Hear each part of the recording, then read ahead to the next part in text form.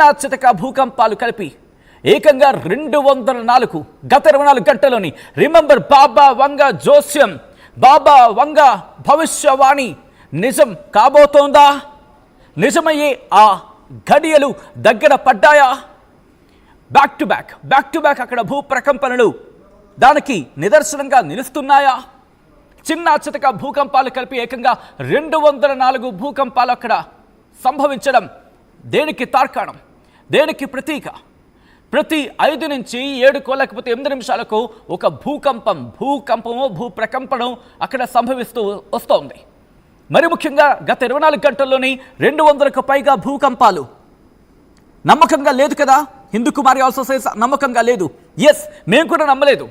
ఏదో 2 భూకంపాలు వచ్చిన తర్వాత అసలు ఎన్నో వచ్చాయి గత 24 గంటలు అని చెప్పి ఆర్టీవీ టీం కూర్చుంది. మీకు ఆధారాలతో సైతం చూపించేందుకు ఆర్టీవీ టీం కూర్చుంది. మేము కూడా నమ్మలేదు. మాకు రిపోర్ట్ తెలిసిన తర్వాత మేము వెయిట్ చేసి ఆ రిపోర్ట్ సంపాదించే ప్రయత్నం చేశాం. ఆ రిపోర్ట్ని మీ ముందు ఉంచబోతున్నాం. మీరు అలాగే చూస్తూ ఉండండి.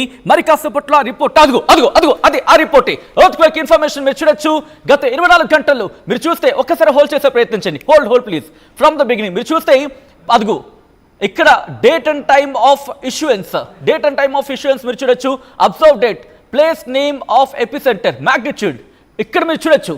11 గంటల 10 నిమిషాల నుంచి ఒక్కసారి హోల్డ్ చేయండి. మీరు చూస్తే 11 నుంచి 11:14 లోపు ఎన్ని భూకంపాలు అక్కడ సంభవించాయో మీరు చూడొచ్చు. ఇది జపాన్కి సంబంధించి ఇచ్చిన రిపోర్ట్. ఎక్స్క్లూసివ్ ఆర్టీవీ మీకు ఎక్స్క్లూసివ్గా చూపించే ప్రయత్నం చేస్తోంది. ఎక్స్క్లూసివ్ రిపోర్ట్ని ముందుంచే ప్రయత్నం చేస్తోంది. ఆర్టీవీ టీం కూర్చుంది.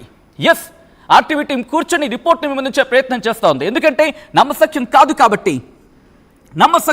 కాబట్టి ఈ చాలామంది క్వశ్చన్ని రైజ్ చేశారు కాబట్టి ఎందుకు రిపోర్ట్ దొరకదు? కూర్చుందాం, రిపోర్ట్ సంపాదిద్దాం. అది ఎంతవరకు నిజం అనేది ఒకసారి చూసే ప్రయత్నం చేద్దాం.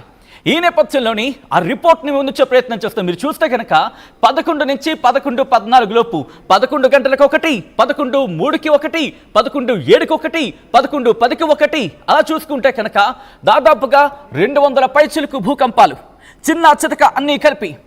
సో ఈ నేపథ్యంలో మీరు చూడొచ్చు. ఒక్కసారి ఏ టైంకి ఎప్పుడు ఎక్కడ ఏ తీవ్రత వచ్చింది అనేది నేను మీకు చెప్తాను. ఒక్కసారి రిమెంబర్ ఆ టైంకి సంబంధించి 3 తీవ్రతతో ఒకసారి 11 గంటల 21 నిమిషాలకి, 11 గంటల 14 నిమిషాలకి 2.3 తీవ్రతతో, 11 గంటల 13 నిమిషాలకి 2.8 తీవ్రతతో, 11.11 నిమిషాలకి 3.1 తీవ్రతతో, 11 గంటల 10 నిమిషాలకి 3.5 తీవ్రతతో, ఇలా 11 గంటల నుంచి 11:21 లోపు 11:01, 11:03, 11:07, 11:10, 11:11, 11:13, 11:14, 11:21 అంటే 11 నుంచి 11:21 20 నిమిషాలలోపై 8 భూకంపాలు, భూ ప్రకంపనలు అక్కడ సంభవించాయి. మీరు వింటున్నది, నేనంటున్నది అక్షరాల నిజం, అక్షరాల వాస్తవం. అది మ్యాక్సిమం సెస్మిక్ ఇంటెన్సిటీ చూసుకుంటే ఒకసారేమో 2 సార్లు ఉంది, అలా 1-2 సార్లు అక్కడ కనిపిస్తోంది. ఇదంతా మీకు గుర్తుందా? టొకారా ఐలాండ్స్ అని ఉంది. ఎడ్జసెంట్ సీకి అంటే సీకి పక్కనే ఆనుకొని ఉన్న టొకారా ఐలాండ్స్లోనే సంభవించిందంటూ కూడా.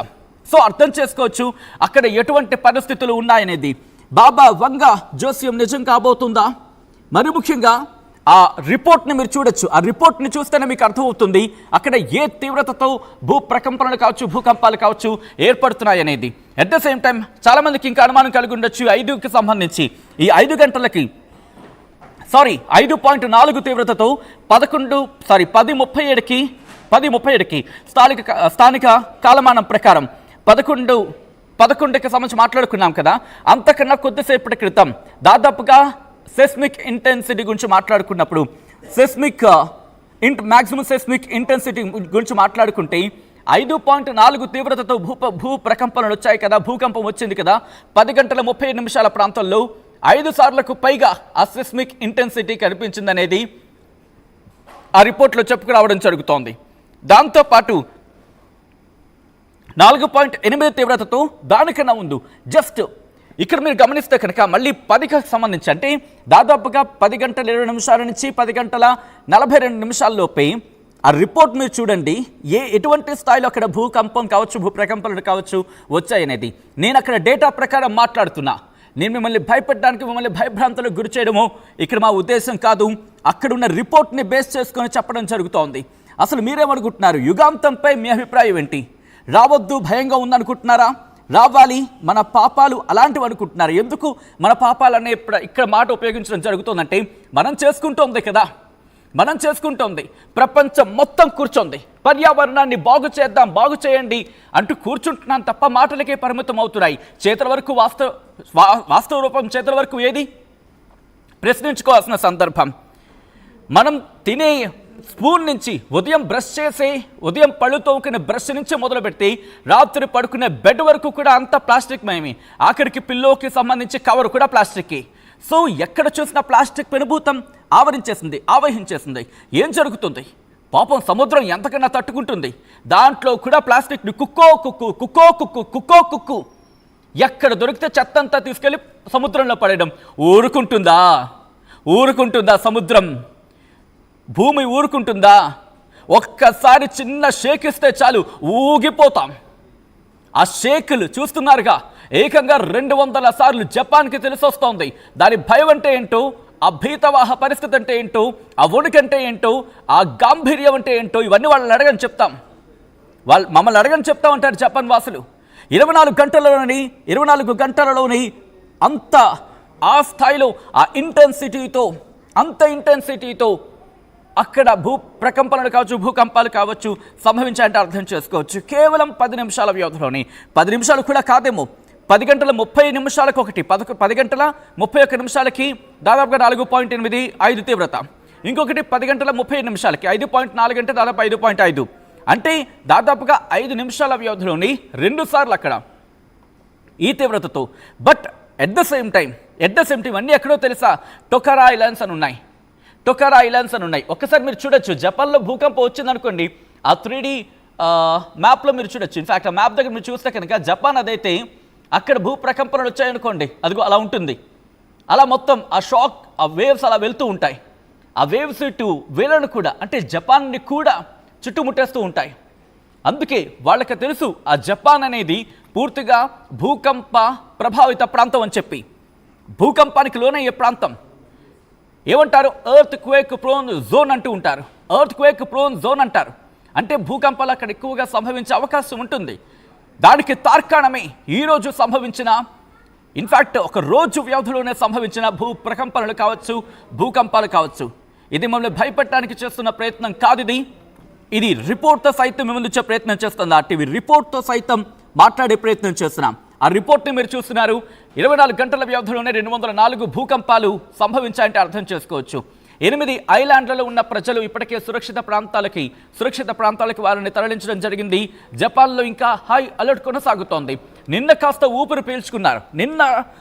వాళ్ళు ఎంత భయపడ్డారంటే, సునామీ వచ్చేస్తుందేమో, ఇక కొట్టుకుపోతామేమో, ఇక సునామీతో మాకు ఇక ఇబ్బందేమో, ఇక జపాన్ అనేది ప్రపంచ పటంలో ఉండదేమో, ఈ స్థాయిలో భయపడ్డారు వాళ్ళంతా.